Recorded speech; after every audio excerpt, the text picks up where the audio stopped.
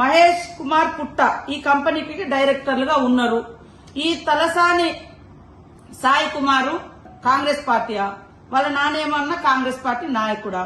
ఇది మీరే కదా ఇచ్చింది.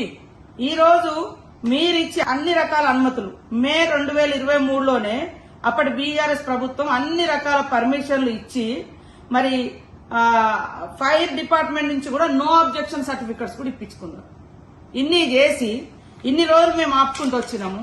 ఈ రోజు కావాలని రైతులను రెచ్చగొట్టించి ఈ ప్రభుత్వాన్ని బదనాం చేసేటువంటి కార్యక్రమం చేపడుతున్నారు.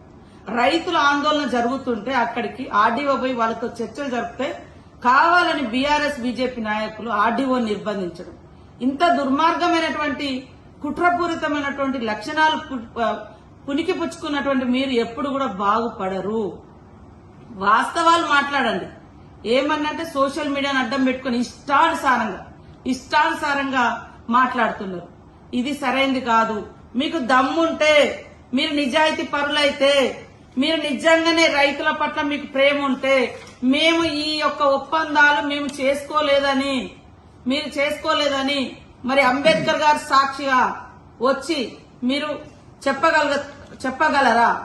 లేదా మరి ఈ రోజు లక్ష్మీ నరసింహస్వామి టెంపుల్ కు వచ్చి చెప్పగలరా? మేము పర్మిషన్లు ఇవ్వలేదు, మాకేం సంబంధం లేదని ఎక్కడికి వచ్చి చెప్పగలుగుతారో మీరు చెప్పండి.